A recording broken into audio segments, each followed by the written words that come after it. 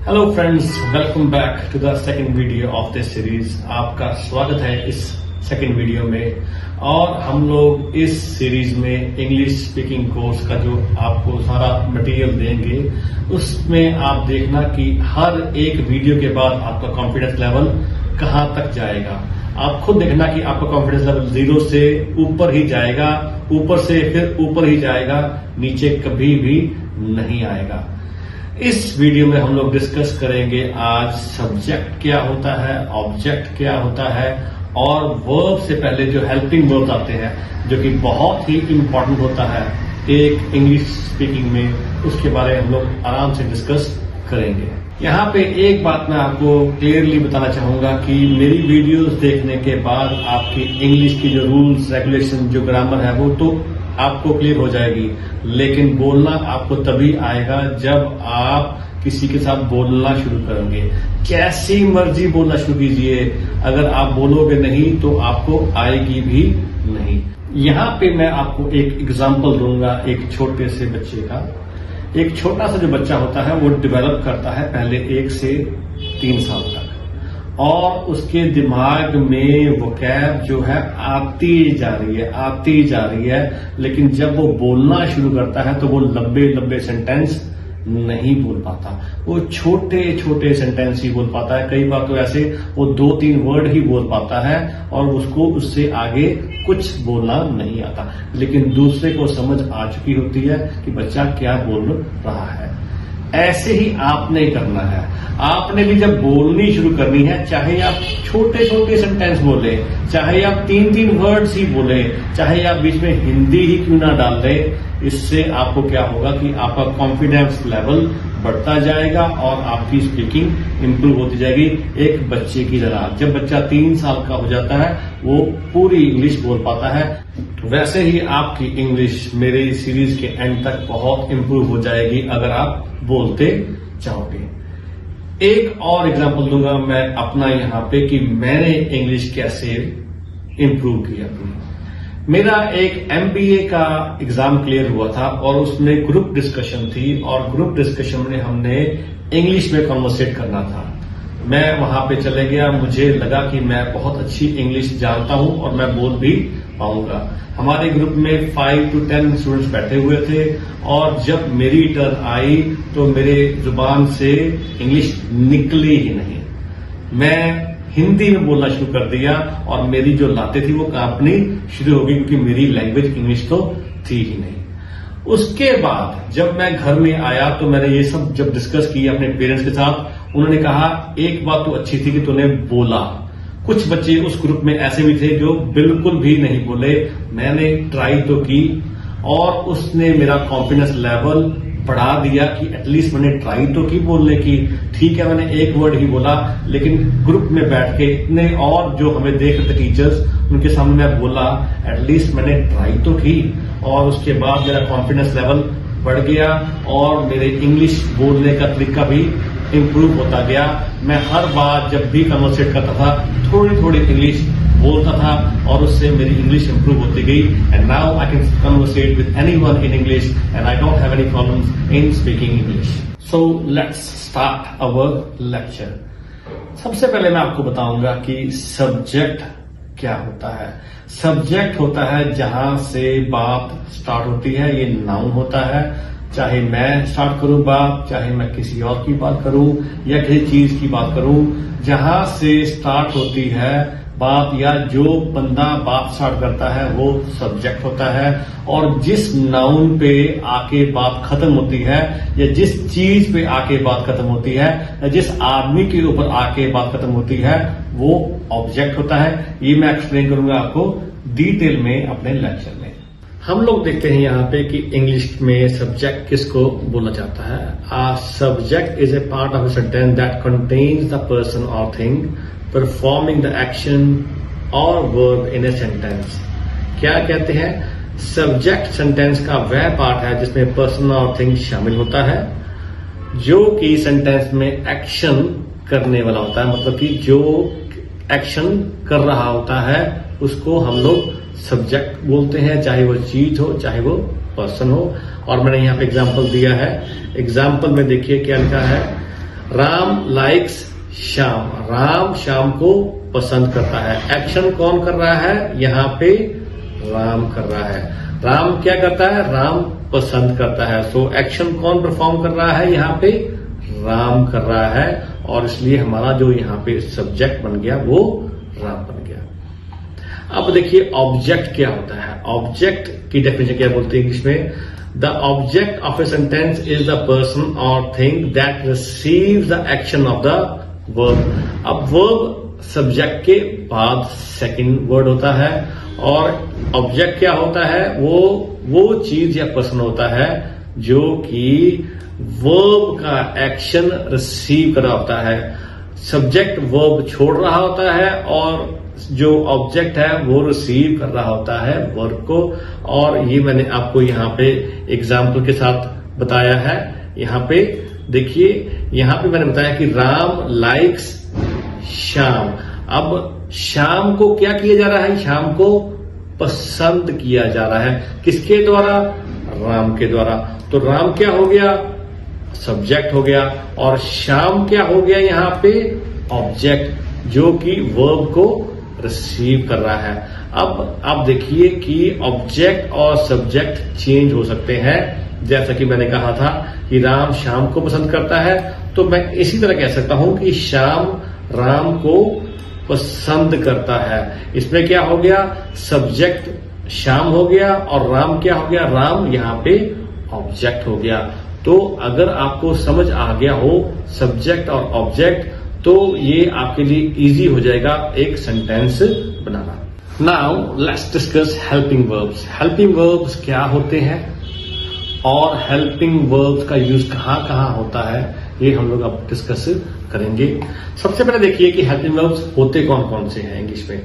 English में जो helping verbs हैं वो क्या है? Is, am, are, was, were, being, been, be, has, have, had, do, does, did, will, would, shall, should, may, might, must, can, could। ये जो सब वर्ड्स हैं ये इंग्लिश में हेल्पिंग वर्ब्स होते हैं। ये समझने बहुत जरूरी है, खास करके तब जब किसी ने क्वेश्चन बनाने होते हैं। सो मैंने यहाँ पे एक्सप्लेन किया है, helping verbs are very important to understand because when anybody wants to make questions they have to use helping verbs. Helping verb को समझना बहुत इंपॉर्टेंट है, क्योंकि जब कोई प्रश्न पूछना चाहता है तो उसे हेल्पिंग वर्ब्स का यूज करना पड़ता है। अगर हेल्पिंग वर्ब्स हम लोग सेंटेंस के बीच में लगा दें तो वो सेंटेंस का पार्ट बन जाता है, और अगर हेल्पिंग वर्ब्स को सेंटेंस से पहले लगा दें, सब्जेक्ट से पहले लगा दें, तो वो एक क्वेश्चन बना देता है। और हेल्पिंग वर्ब जो होता है हमेशा वर्ब से पहले आता है। ये सेकंड वर्ड होता है सब्जेक्ट के बाद, वर्ब से पहले।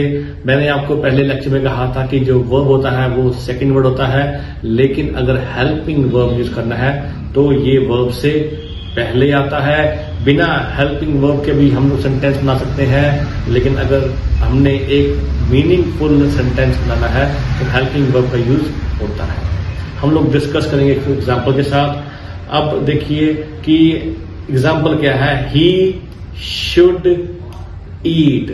अब मैंने क्या कहा है यहाँ पे कि वो उसे खाना चाहिए, और दे कैन ईट, वह खा सकते हैं। अब आप देखिए कि मैं अगर यहाँ पे हेल्पिंग वर्ब को हटा दूं और यहाँ पे वर्ब लगा दूं तो इसका मतलब होता है ही ईट्स।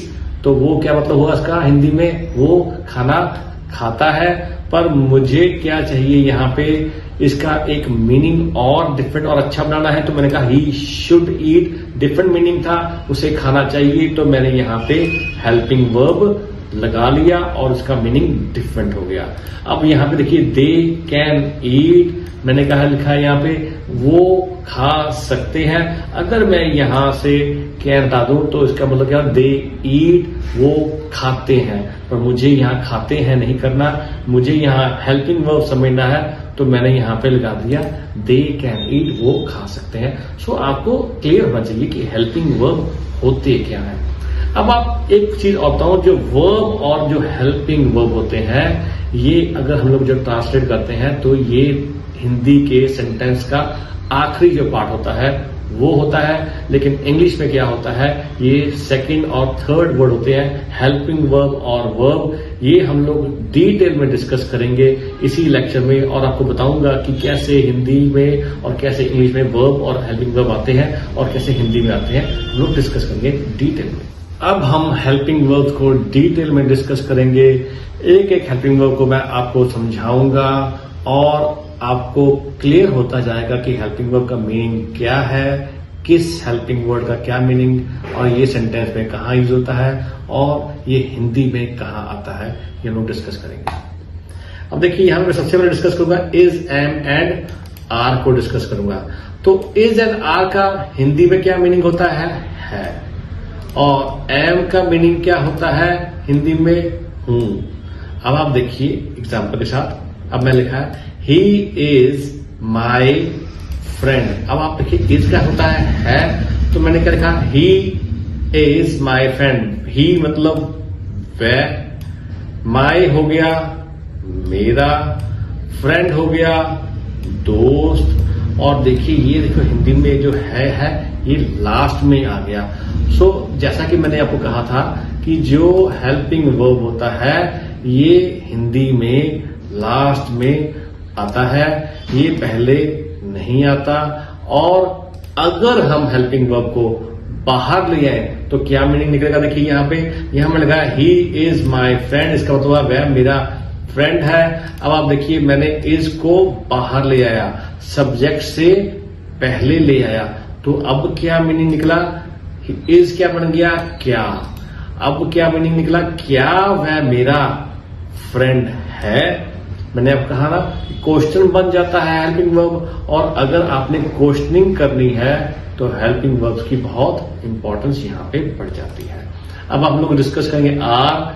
अब देखिए दे आर फ्रेंड्स, और यहां पे क्या आ गया, वह फ्रेंड्स है। और यहां पे जब मैंने आपको कहा कि एम का मतलब होता है हूं, और यहां पे मैंने लगाया आई एम योर फ्रेंड, मैं तुम्हारा दोस्त हूं। अब देखिए हूं जो है हिंदी में लास्ट में आया, और एम जो है इंग्लिश में सेकंड वर्ड आया। तो यही मैं आपको बताना चाह रहा था कि जो इंग्लिश में हेल्पिंग वर्ब होता है सेकंड वर्ड होता है, लेकिन हिंदी में क्या होता है, ये लास्ट होता है। ठीक है। अब हमने एम को अगर बाहर लेके आया तो यहां क्या बन गया, एम आई योर फ्रेंड, और इसका क्या मीनिंग निकला, क्या मैं तुम्हारा दोस्त हूं। सो आपको इससे क्लियर हो जाना चाहिए कि अगर मैं एम को सेंटेंस के बीच में लेके आता हूं तो इसका क्या मीनिंग निकलता है, और अगर मैं एम को बाहर ले आऊं तो इसका क्या मीनिंग निकलता है। अब हम लोग डिस्कस करेंगे वॉज एंड वर। वॉज जो है इसका मीनिंग होता है हिंदी में था, और वर का मीनिंग होता है थे। अब हमने इनको समझना डिटेल में। देखिए यहां पे लिखा ही वॉज माई फ्रेंड। अब मैं पहले वॉज को डिस्कस करूंगा, इसका हिंदी में क्या मीनिंग होगा, वह मेरा फ्रेंड था। अब आप देखिए फिर हिंदी में ये लास्ट में आया, और इंग्लिश में ये वॉज सेकेंड वर्ड आया। अब यही अगर मैं वॉज को बाहर ले आऊं, हेल्पिंग वर्ब को बाहर ले आऊं, तो इसका क्या मीनिंग बनेगा, वॉज ही माई फ्रेंड, और इसका मीनिंग क्या है, क्या वह मेरा फ्रेंड था। सो आपको क्लियर होना चाहिए कि वॉज अब क्या कर रहा है। ठीक है। अब आप देखिए फिर भी अगर मैं वॉज को बाहर भी ले आया हूं तब भी हिंदी में ये लास्ट में ही आया। अब वर्ड को डिस्कस करते हैं। दे वर माई फ्रेंड्स, और ये क्या बना, वह मेरे फ्रेंड्स थे। अब ये वर होता है थे, और अगर मैं वर को बाहर ले आया तो क्या बना, वर दे माई फ्रेंड्स, क्या वह मेरे फ्रेंड्स थे। सो आपको क्लियर हो जाना चाहिए अब कि इसका हेल्पिंग वर्ब्स का अगर सेंटेंस के बीच में हो तो क्या मीनिंग, और अगर सेंटेंस के बाहर हो तो इसका क्या मीनिंग होता है। अब हम लोग डिस्कस करेंगे हैज, हैव और हैड। ये थोड़ा सा टिपिकल है, इसको समझना जरूरी है। इसके क्वेश्चन भी डिफरेंट तरीके से बनते हैं, हम लोग डिस्कस करते हैं इसको। पहले हैज और हैव का मीनिंग क्या होता है, इसका मीनिंग थोड़ा सा ऐसा होता है कि मेरे पास है, और हैड का मीनिंग होता है मेरे पास था। ठीक है जी। अब आप इसको एक्सप्लेन करता हूं आपको एग्जाम्पल के साथ। देखिए यहां पे लिखा आई हैव अ पेन। यहां पे जो ए है ना, इसका मीनिंग होता है एक। सो आई हैव अ पेन मतलब हो गया मेरे पास एक पेन है, मेरे पास है। सो मेरे पास क्या है, मेरे पास एक पेन है। और डज क्या होता है, he does have a pen. देखिए मैंने यहां पे डज वैसे ही यूज किया है इसको सब बताने के लिए कि अगर हम लोग डज भी यूज कर लें तो इसका क्या मीनिंग निकलता है। उसके पास उसका मीनिंग है उसके पास एक पेन है। और अगर मैं यहां से डज को हटा दूं तो इसका मीनिंग भी यही निकलेगा, ही हैव अ पेन, उसके पास एक पेन है। तो यहां पे डज आप लगाओ चाहे ना लगाओ तब भी मीनिंग यहां पे सेम ही आएगा। यहां पे मैंने लगा he did have a pen, तो इसका मीनिंग क्या लगेगा, उसके पास एक पेन था। और अगर मैंने डिड नहीं लगाना तो मैंने यहां पे क्या लगा देना है, ही हैड अ पेन, और इसका मीनिंग क्या लगेगा, उसके पास एक पेन था। तो मैंने कहा ना ही जो हैज एंड हैव है इसको थोड़ा टिपिकल है। यहां पे डज डिड अगर लगा दे तो उसका मीनिंग थोड़ा सा डिफरेंट हो जाता है, क्योंकि इनके क्वेश्चंस जो है ना वो डज डिड और डू से बनते हैं। हैज हैव और हैड से क्वेश्चन ज्यादा नहीं बनते, बहुत टिपिकल क्वेश्चन होते हैं वही बनते हैं। ज्यादा जब हम क्वेश्चन बनाते हैं इनको तो हम लोग डू डज और डिड यूज करते हैं, इसलिए मैंने सेंटेंस में डज और डिड लगा के आपको सेंटेंस दिखाए हैं ताकि आपको समझ आ जाए कि अगर इनके क्वेश्चन माने तो कैसे बनेंगे। सो मैंने यहां पे क्लियर बताया, to make question using have we use do and we don't use has and had in a question. हम हैज और हैड क्वेश्चन में यूज नहीं करते।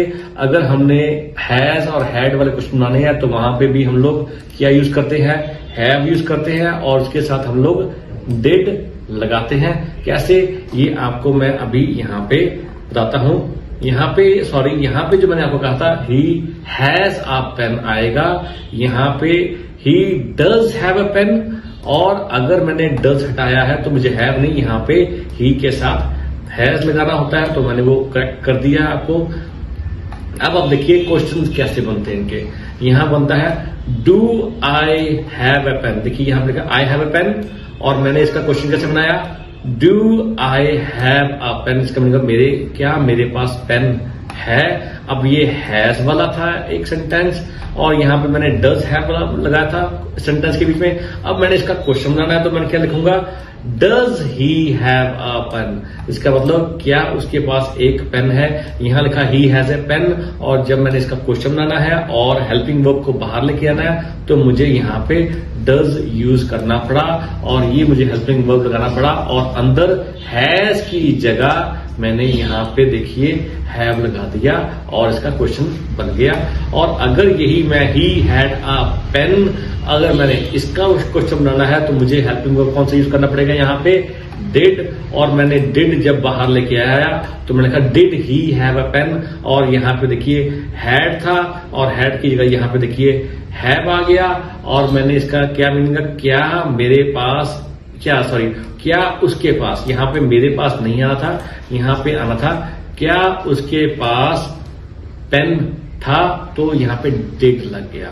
सो इससे आपको क्लियर हो जाना चाहिए कि अगर हैज है वाले आपके सेंटेंस है और उनका अगर हमने क्वेश्चन बनाना है तो डू डज और डिड का यूज करना है। अब हम नेक्स्ट करेंगे कैन एंड कुड। अब देखिए कैन का मीनिंग क्या होता है, कर सकता हूं, और कुड का होता है कर सकता था। ये कैन का पास्ट होता है। अब कैन से सेंटेंस कैसे बनेगा, आई कैन डू दिस, मैं ये कर सकता हूं। अब देखिए कर सकता हूं एंड में आगे सेंटेंस में हिंदी में।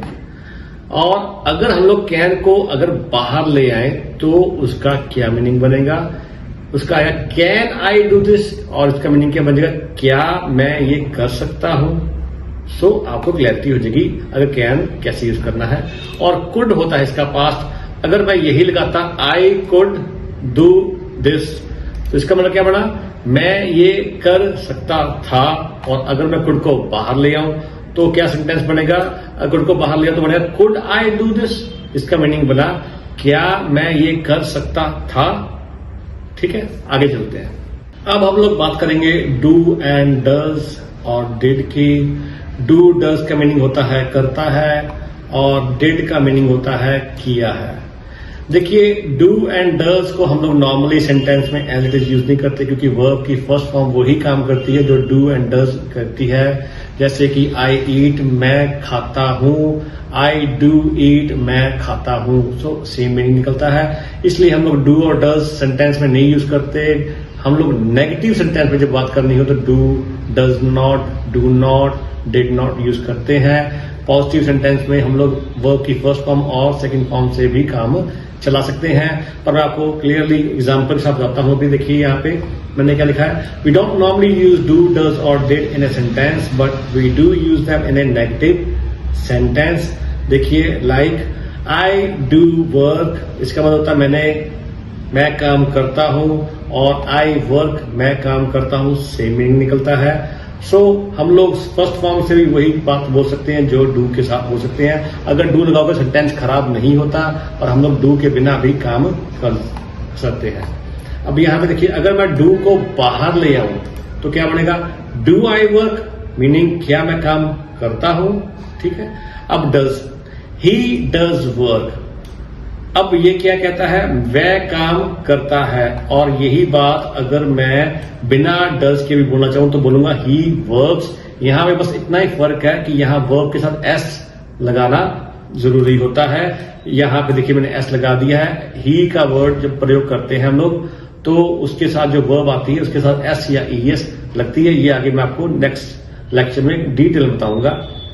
अब यहां पे देखिए क्वेश्चन कैसे बनेगा, डज ही वर्क। इसका मीनिंग मतलब क्या वह काम करता है। हेल्पिंग वर्ब को बाहर ले आ तो इसका एक क्वेश्चन बन गया। अब देखिए नेगेटिव में, नेगेटिव कैसे बनता है, आई डू नॉट वर्क, मैं काम नहीं करता हूं। और अगर मैं ही की बात करता हूं तो वहां आ गया ही डज नॉट वर्क, वह काम नहीं करता है। अब यही अगर मैंने क्वेश्चन बनाना है तो क्या बनूंगा, डज ही नॉट वर्क, क्या वह काम नहीं करता है। तो देखिए यहां पे हेल्पिंग वर्ब बाहर आ गई तो यहां पे क्वेश्चन बन गया। अब आगे देखिए यहां पे आ गया आई डिड वर्क। अब डिड का कैसे प्रयोग करते हैं, आई डिड वर्क मीनिंग मैंने काम किया, और यही बात मैं बिना डिड के भी बोल सकता हूं, आई वर्क। तो वर्ब की सेकंड फॉर्म से भी वही सेम मीनिंग निकलता है, मैंने काम किया। कई लोगों को अगर वर्ब की सेकंड फॉर्म यूज करनी ज्यादा नहीं आती तो वो फर्स्ट फॉर्म यूज करके डू डज का प्रयोग कर सकते हैं, सेम मीनिंग निकलेगा। वहां पे आपको सेकंड फॉर्म करने की जरूरत नहीं पड़ेगी। आप बोलने में डू डज लगा लो तो आपको सेकंड फॉर्म अगर याद नहीं है तो फर्स्ट फॉर्म चला के भी आप काम कर सकते हो। अब यहां पे लिखा डिड आई वर्क, क्या मैंने काम किया, और इसके बाद ही डिड नॉट वर्क, उसने काम नहीं किया। और इसका क्वेश्चन कैसे बनेगा, डिड ही नॉट वर्क, क्या उसने काम नहीं किया है। सो अगर मैंने डिड को बाहर ले आया तो यहां पे उसका क्वेश्चन बन गया। सो होपफुली आपको डू डज और डिड समझ आ गया होगा, और आपको पता चल गया होगा कि सेंटेंस में डू डज के बिना भी काम चलता है, और अगर लगा दो तो फर्स्ट फॉर्म लगानी पड़ती है, सेकंड फॉर्म के बिना भी काम चल सकता है। अब हम लोग डिस्कस करेंगे शैल एंड शुड। शैल का मतलब होता है करूंगा, और शुड का मतलब होता है करना चाहिए। अब देखिए कैसे यूज करते हैं सेंटेंस में, आई शैल डू दिस, मैं ये करूंगा। यहां पे डू लगता है शैल के साथ, डू का प्रयोग कभी कभी करना ही पड़ता है शैल के साथ। सो आई शैल डू दिस, यहां पे डू शैल के साथ लगेगा ही लगेगा। और जब क्वेश्चन करना है तो शैल को बाहर ले आऊंगा मैं, और क्या बनेगा, शैल आई डू दिस, क्या मैं ये करूंगा। सो यहां पे डू मैंने आपको पहले कराया, यहां पे इसलिए कराया, डू बता रहा हूं कि डू शैल के साथ लगता ही लगता है, और शुड के साथ भी डू अगर काम करना है या चाहिए ऐसा तो हमें डू लगाना ही पड़ता है। अब यही बात मैंने शुड के साथ करनी है तो कैसे करूंगा, आई शुड डू दिस, मुझे ये करना चाहिए, और अगर शुड को बाहर ले आऊंगा, हेल्पिंग वर्ब को बाहर ले आऊंगा तो क्या बनेगा, शुड आई डू दिस, क्या मुझे ये करना चाहिए। क्लियर है जी। अब आप देखिए यहां पर मैंने क्या समझा रहा हूं कि shall is used more in formal writing like legal documents and should is used in common conversation and writing. जो शेल का प्रयोग होता है ये राइटिंग में ज्यादा यूज होता है, अपनी लीगल डॉक्यूमेंट में ज्यादा यूज होता है। वैसे बोलने में हम लोग शेल को कम ही यूज करते हैं, और जो शुड है इसी को ज्यादा यूज करते हैं। वैसे तो शुड का मतलब शेल का पास्ट ही होता है, लेकिन हम लोग शुड का प्रयोग पास्ट में और प्रेजेंट में भी कर सकते हैं। आप पे डिपेंड करता है आपने कैसे बात करनी है। ठीक है जी। अब यहां पे मैंने बता दिया है कि शेल का इस्तेमाल फॉर्मल राइटिंग में ज्यादा किया जाता है, जैसे कि लीगल डॉक्यूमेंट्स, और शुड का इस्तेमाल कॉमन कन्वर्सेशन एंड राइटिंग में किया जाता है। जो हम लोग आम राइटिंग करते हैं और जो आम कन्वर्सेट करते हैं उसमें शुड का प्रयोग करते हैं। ठीक है। अब हम लोग डिस्कस करेंगे विल एंड वुड।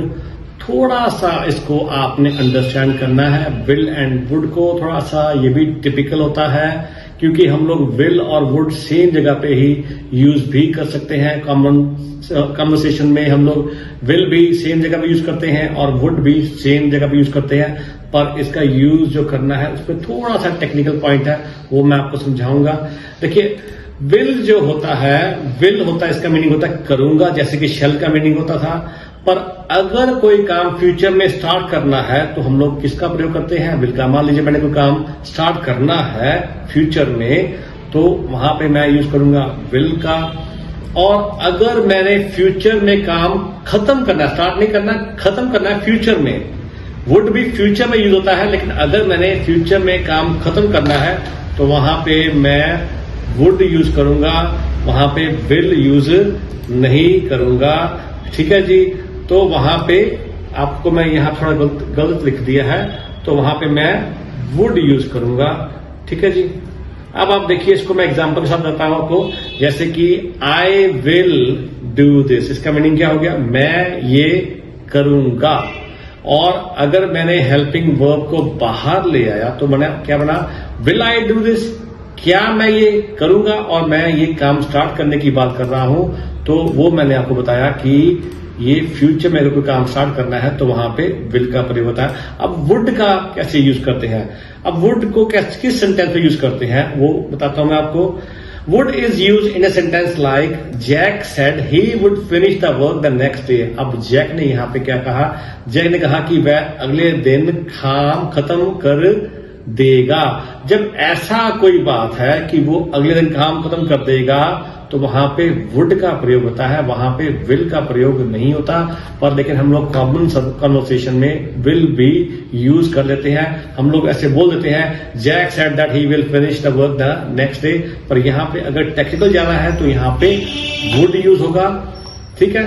और would is also use in A conditional sentence. अगर कोई कंडीशन लग गई है तो वहां पे भी वुड का प्रयोग होता है। वैसे तो वुड विल का पास्ट होता है, लेकिन ये टिपिकल टेक्निकल पॉइंट है जो हमें समझना पड़ेगा कि वुड कहां पे यूज होता है।